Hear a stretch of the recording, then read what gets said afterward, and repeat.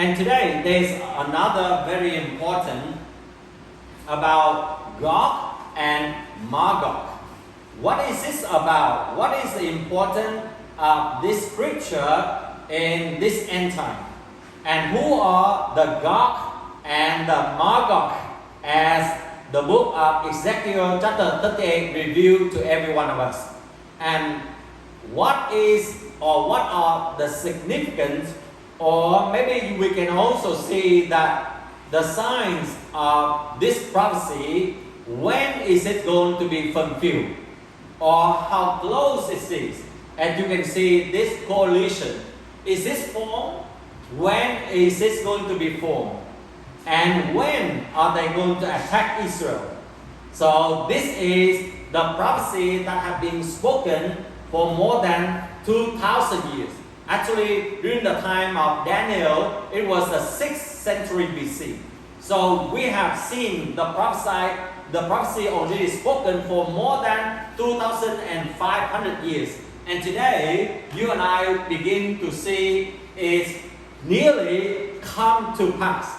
And the reason why that we are saying so, and you can see that on June 22nd, 2025, when the US surprisingly and quickly bombed Iran nuclear facility. And then recently, you and I begin to see that Syria also declared to attack Israel. Now, pay attention to the nation, Iran, and then Iran, and then Israel. And then we also heard another country is Turkey. And Turkey have been also been a close cooperation with Iran and Russia. And now we also hear a lot of war between Russia and Ukraine. And all of these things begin to reveal something very significant.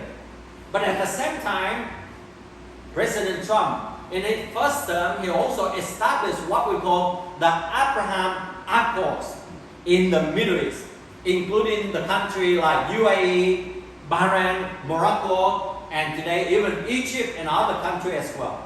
So, does this event spoken in the Bible?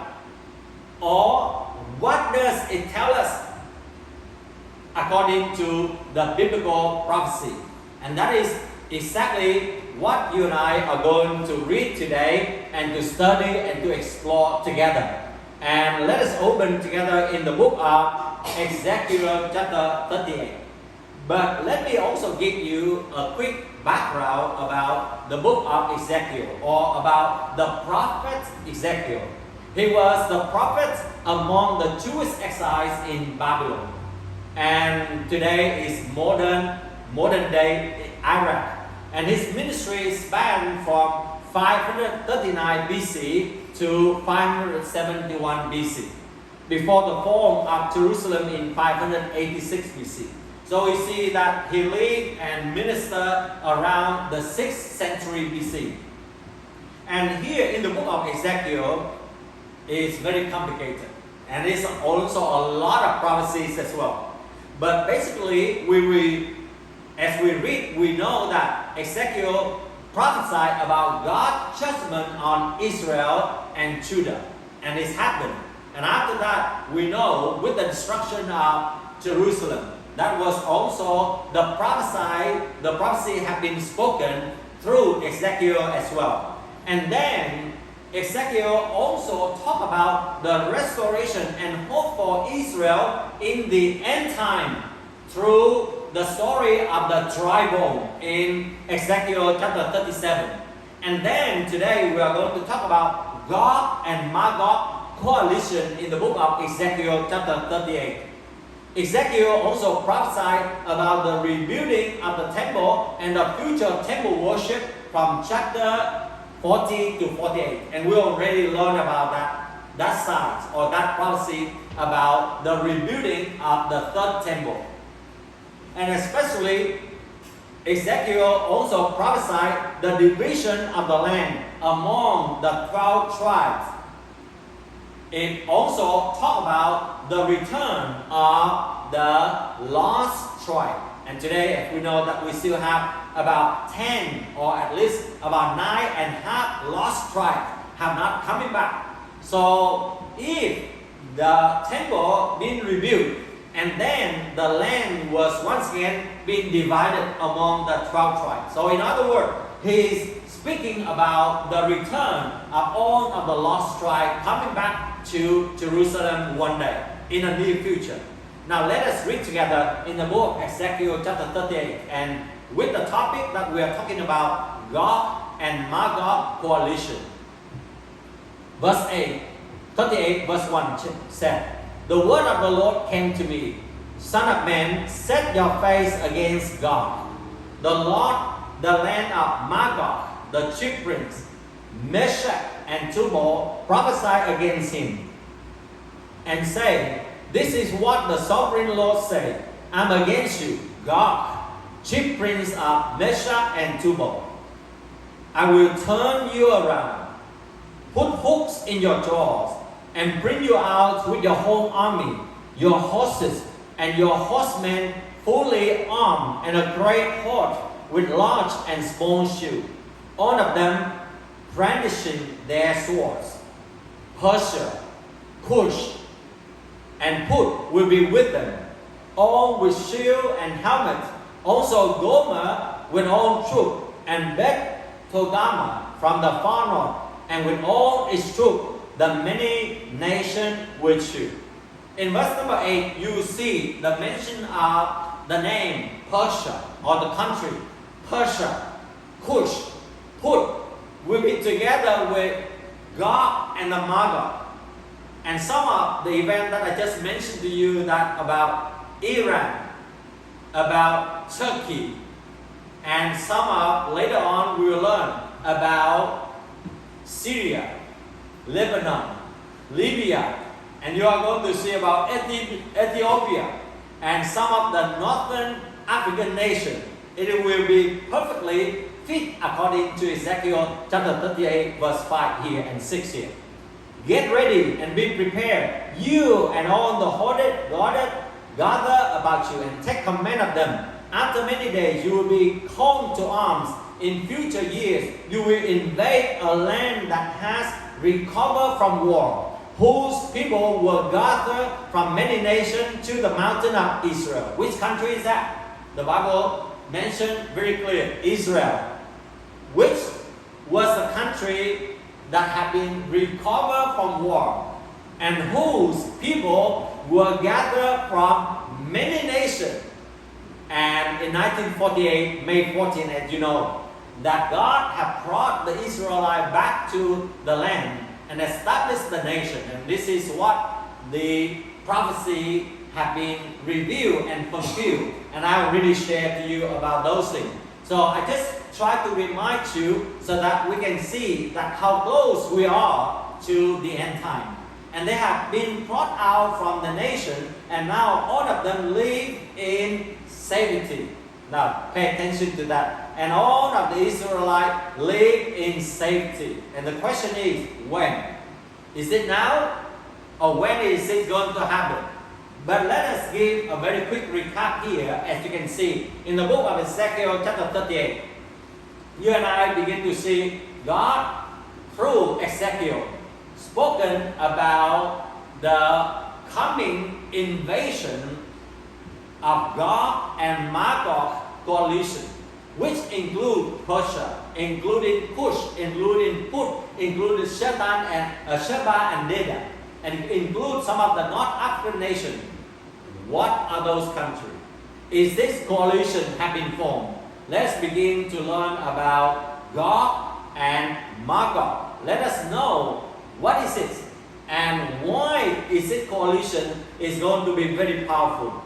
Now, in Ezekiel chapter 38 from verse 1 to 6, Gog, or we call the chief prince, command Ezekiel to prophesy. Our God command Ezekiel to prophesy against Gog, the chief prince or the leader of Magog and the allies. And then in verse number 7 to verse 9, we see that the Gog's coalition, not God, Gog, coalition comes like a storm from the north after many years. And they begin to attack a peaceful Israel. In verse number 10 to verse number 18, we see that the motivation, the reason why the Gog and Magog coalition want to attack Israel because of greed, because of plunder. They want to get things from Israel. They are jealous of what Israel has with the technology today, with the economic development, with all the wealth they have, or maybe the country. And because of the hatred. In verse number 17 to verse 23, we see that God begins to declare His opposition and His intervention through the natural phenomenon and through the confusion of the invaders. So that is a recap and a summary of the book of Ezekiel chapter 38. So that we will begin to see that this prophecy already spoken more than 2,500 years ago, almost 2,600 years. Now God, according to Ezekiel chapter 38 verse 2, we just read a while ago, is a chief prince of a powerful or a powerful leader in the end time. So the name God is not the land or the country or the region, but it refers to a leader. And for sure, in this modern time, if we want to have a coalition, there must be a powerful leader. Who could be that leader? Or who could be called as God? And here we see that is mentioned Magog, or the land of God, right? So meaning to say the leaders would be the leaders or the president or the prime minister of this country or of this nation. So Magog was the son of Japheth, and Magog became the founder of the northern and the northeastern nation. Could you please guess which country is in the north and northeastern of Israel? Russia. Yes, we know that it's Russia, or maybe also Ukraine, right? Of course, Russia, we know. Russia, it is the region of north of Israel, generally referred to as Russia, and some part of the Central Asia. And some of the study even include some part of China. And it is very interesting. If we also include China, and you can also begin to imagine this could be Russia or China who could lead this coalition. And many of the explanations today even begin to point to the role of China in Magog as well. It's a coalition between this nation in Russia, Central Asia. And Josephus identified Magog with the Scythians, nomadic people of southern Russia. And for those like our brother Arthur, they will understand better about these people in the Western Europe over there, or even Eastern Europe. But we can see that these are the people in the steep north of the Black Sea. And Russia also lies to the north and northeast of Israel. So we hear another name according to Ezekiel chapter 38, we just read a while ago, Meshach and Tubal. Now Meshach and Tubal are a word, the descendant of Japheth also. So Meshach was the ancient Mushki people, or we call Mushki tribe, who lived in Asia Minor or Turkey today, in the modern central and eastern Turkey. And Tubal was a region in eastern Anatolia, also Turkey today. So now you begin to see some of these countries are closely related to Turkey. So why Turkey? And also Iran. Why is Iran? This will lead us to the next topic, is that the coalition, or we call the Gog and Magog coalition, which have been prophesied. What are the countries included in this coalition? And the reason why there was joining this coalition, or what is the purposes, or what are the purposes of this coalition? Now, Ezekiel chapter 38, verse 5, we just read a while ago. It includes Persia, Cush, and Put will be with them, and all with shield and helmets. And later, we also know that some part of Sheba and Dedan, or which is part of Yemen today, and Saudi Arabia today. But in the end time, the God will lead this coalition of nations to attack and plunder Israel.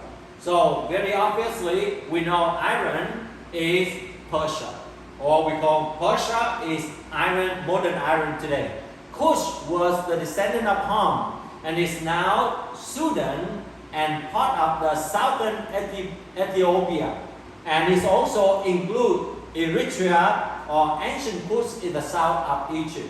So we are going to see that this coalition also begin to include what? Sudan today, or we call Kush or Sudan today, and maybe some part of Ethiopia as well. And then Put was also the descendant of Ham. It is now Libya and part of North Africa.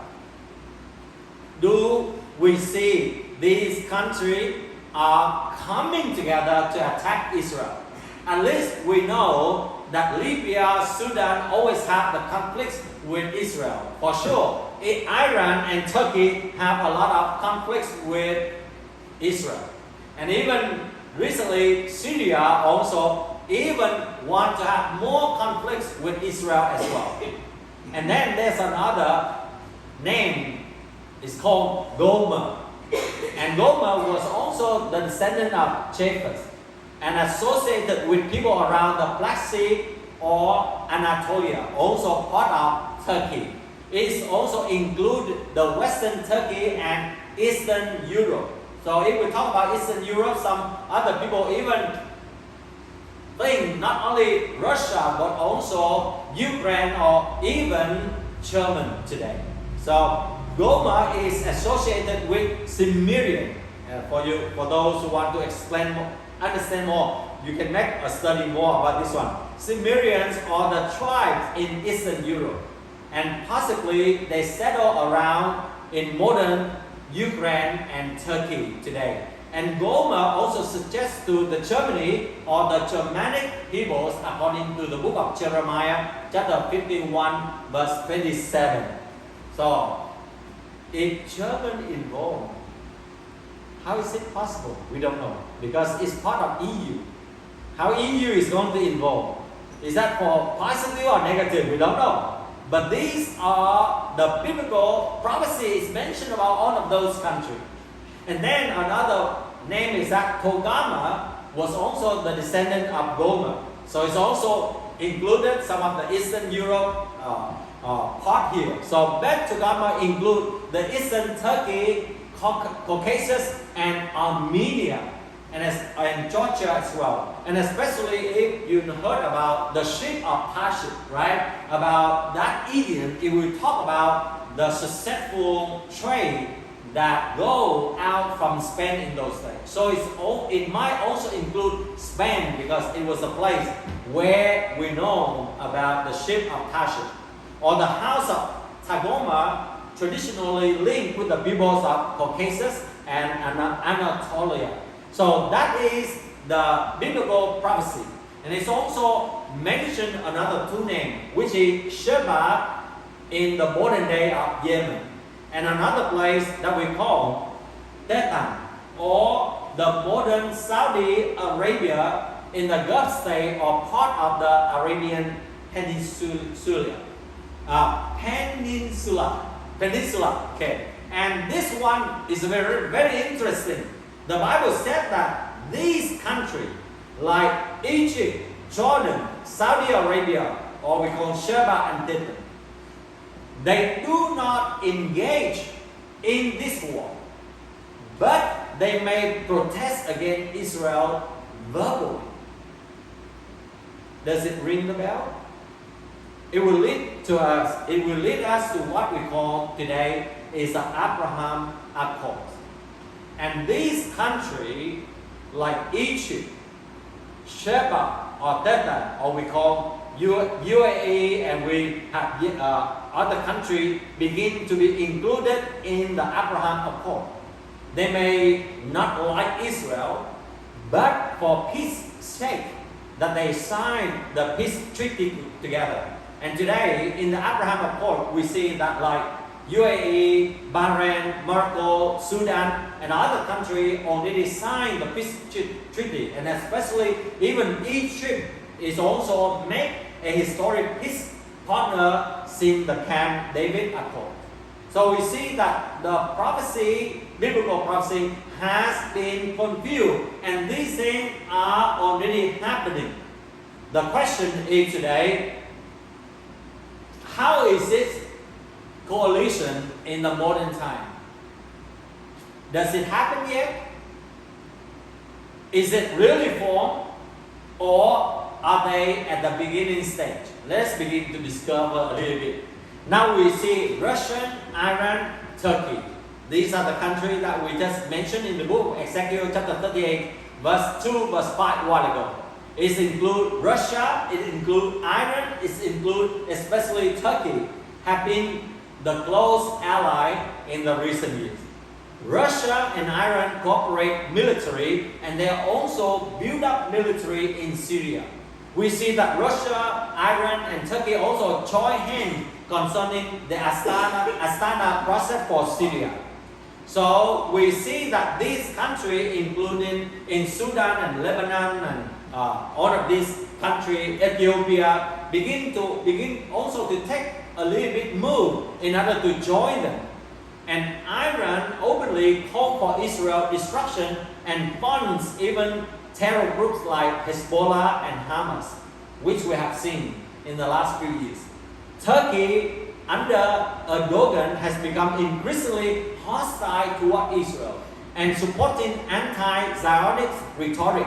And Russia has pulled its part neutral stand and support Israel enemies in Syria and Iran. All of these countries are mentioned in the book of Ezekiel that we just read a while ago. But now we are going to see that even Russia provides military technology to Iran.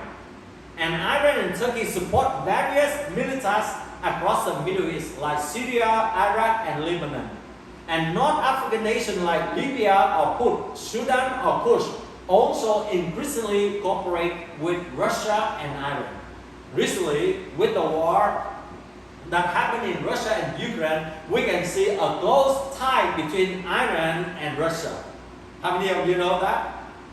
Do you know that many of the drones that have been sent to attack to Russia in order to attack Ukraine was made by Iran? And not only that, you are going to see something very astonishing here. Iran provides thousands of Shahid, 136 loitering munition drones, and manufacturing aid to Russia. That was the beginning.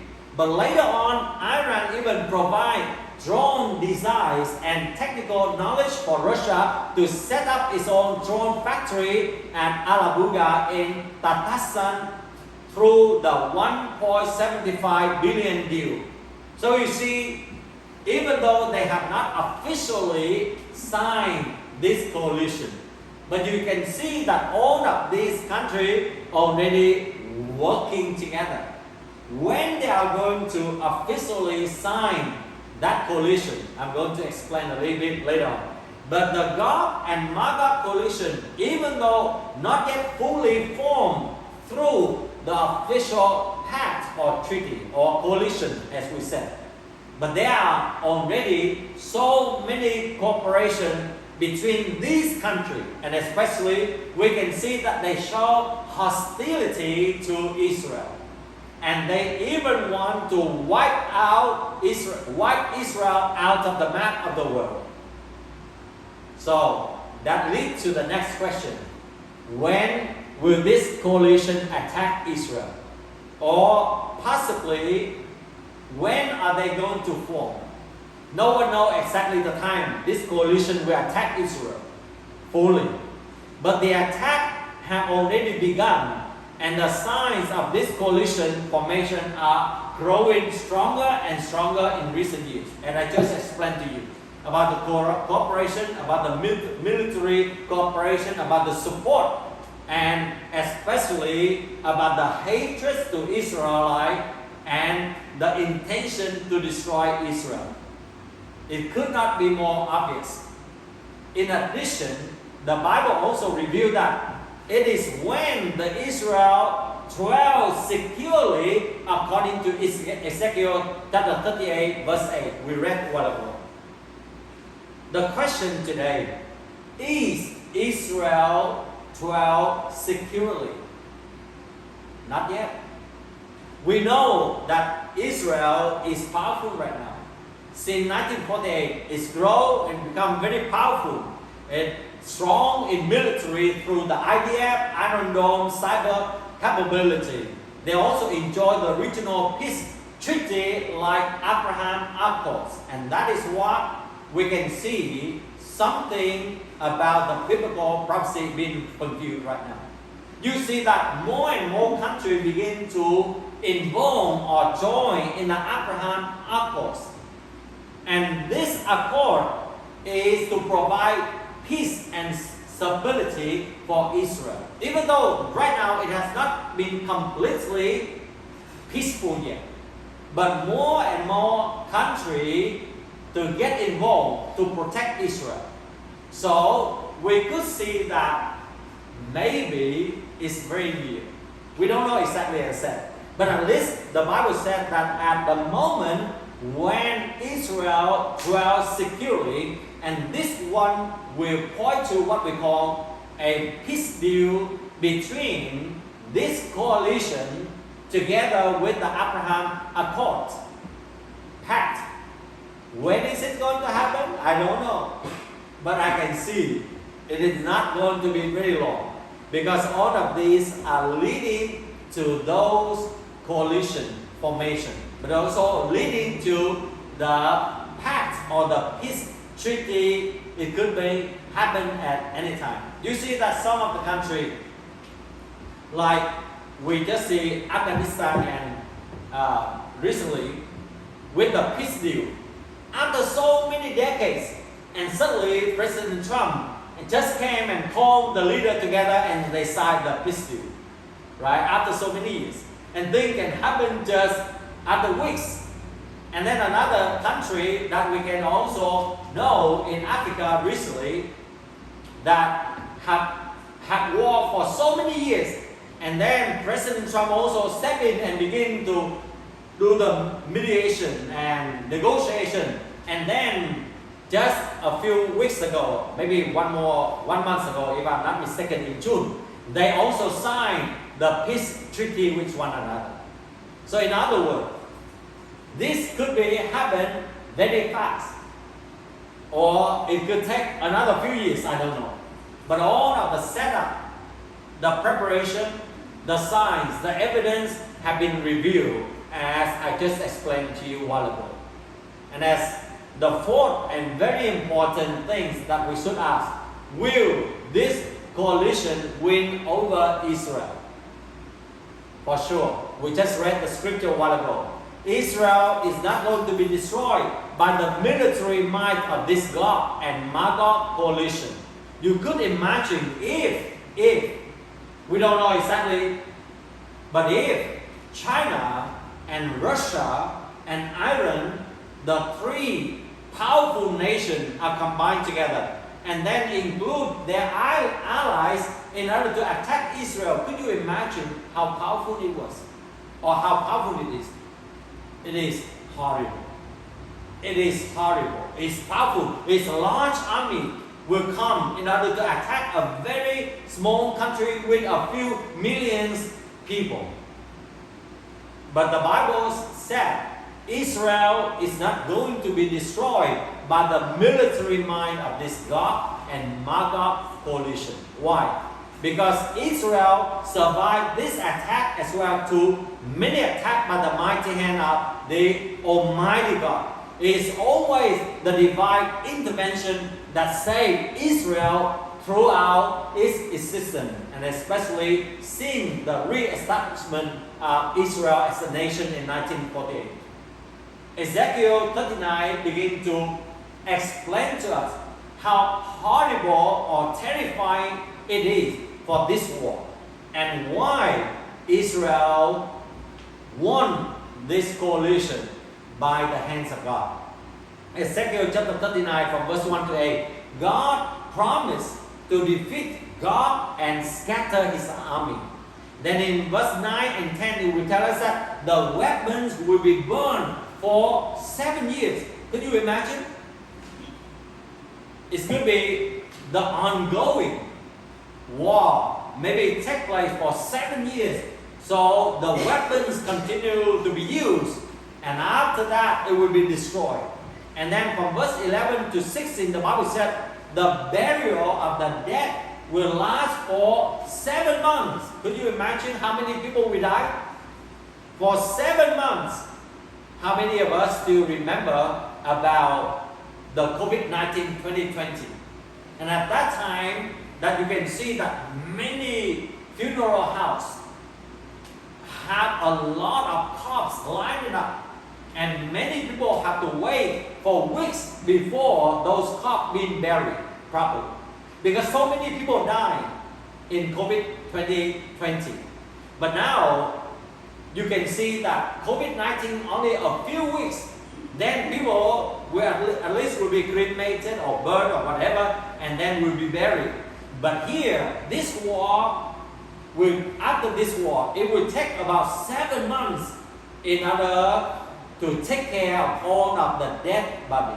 And even the bird and the beast of the white field can also join the feast on the fallen armies, on the dead body. And verse 29 to 21 to 29, we talk about the glory of God being revealed, and the nation will recognize God, and Israel will be revived. And here we are also going to see in the book of Ezekiel chapter 39, is not Israel power that can defeat this coalition, but how God can use different natural phenomena in order to destroy this coalition. How? God sends the massive earthquake in verse number 18 and 19. And at that time, you just could imagine that when the armies try to attack the Israel, and suddenly the earthquake happened, and then the earth will be divided, and all of the enemy being shunned into the home, right? Or it could be just like the wall of Jericho, that God could use an earthquake and destroy the city. How God used the earthquake to destroy the armies. Maybe at that time we just could imagine today that when we have the earthquake as 9.1, it just happened just a few weeks ago, and it's already caused a big tsunami. I could imagine on that day, during this coalition attack Israel, God can send about 12.1 earthquake, and immediately the earth was shaken and the armies were so afraid that they would run all over, right? It could be. God can do that. So first of all, God used, the Bible said, it's a massive earthquake. So if today we said that the big earthquake like 9.1 or 10, maybe the massive earthquake could be 15, right? The ratio could be 15 or even 20. And not only that, God can also use the confusion. God suddenly made the invader or the country to be confused. And then they turn to each other and they fight one another. You still remember? Many times this happened in the book of Judges. God can do that. He has the miracle, He has the power, and He knows how to protect Israel. And He just turned immediately the mind of the people. Now, recently, I just read a very small story, but it's good also give a very powerful illustration here. Someone put about 100 red ants and 100 black ants in a box, and then just close the cap. Then, in a very normal situation, they don't fight with each other. But when someone begins to shake the box or the jar, shake the jar, and immediately the red ants and the black ant they fight with each other, they kill one another. You see, with just one shake, the peaceful ants are living together, begin to fight with each other. Could you imagine if God just switched, whoop, and said, okay, look at Russia, you are my enemies. And then the Turkish will say, Russians are my enemies. So the Turkish immediately just get their weapons and shoot at the Russian. Or maybe the Russian have a switch. Or maybe Iran is going to deceive us. So we have to kill them, to destroy them, or else we will be killed in the war. We never know. But you see that how God can bring the confusion among this army, and then they just attack one another instead of attacking the Israel. God has many ways to protect His children. And God already proven that in the book, chapter 7, in 2 Chronicles chapter 20. On those stories, you can go back and read about this. Or God can also, in verse number 22, He is going to send a lot of plagues and disease, or we call the pandemics. When the coalition came to attack Israel, suddenly they feel very itchy and look one another. Oh, you have a chronic disease, so everybody just threw the weapons and they just run away. Or because of the diseases, you just remember about the plague in Egypt when God used Moses, and Pharaoh was so stubborn he didn't want to let the people of God to go out of Egypt. God just sent the plague, and at last, even Pharaoh must agree to let the people of God to go out. And in the same way, today, God can do that. Not only about the massive earthquake, about the confusion of the enemies, not only about the plague and the disease, but God also sent the torrential rain, the hailstone, the fire, and the burning sulfur. Oh my goodness. Israel doesn't need to fight anything. They just stood there and get out the camera and record how God just delivered the nation. And the whole world began to put the camera on and see the rain will fall down on the enemy. The hailstone will drop on them. The fire will burn among them. And then the burning sulfur will burn them just like Sodom and Gomorrah. The Israel just stand there. It's just like the children of God. Just stand there, worship the Lord and pray and say hallelujah. And the coalition being destroyed. Maybe when I explain this one, maybe some of you will think that, oh, our God is horrible. No. Our God is protecting His children. It's just like I am the Father. And I have to protect my children. I don't want to fight anyone. I don't want to have war with anyone. But when my enemy just come and to destroy my children, as a father, I must protect my children. Amen. Even though I don't want the enemies to be harmed, but because of their wickedness, they receive the justice of God, and it is God who sends the punishment upon them. And in the same way today, as the children of God, for 7 months, and we can see that they have to bury the dead. For 7 years to burn the weapons, or we can see even the war continue to take place. And the special team are assigned to mark and to dispose the bones and the body. It was horrible. But it will remind you and I that even in the midst of the most horrible thing, our God is still with us. Even though the hostility of the enemies are against God and His children, and it's continued to increase, but God's promise of protection will never fail. Even though the enemies are overwhelming and powerful, let us remember that our God's power is never been undermined, because God has promised to Israel, God has promised to His children that we are the apples of His eye. Amen. So I don't know what are the things that make you tremble right now, shaken right now, threatened right now, fearful right now. But let it just come to the presence of the Lord.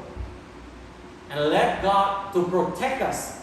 And He's going to send the wall of fire to be surrounding us, to protect us from all the attack of the enemies when we trust in His power, when we trust in His promise, when we trust in His unfailing word.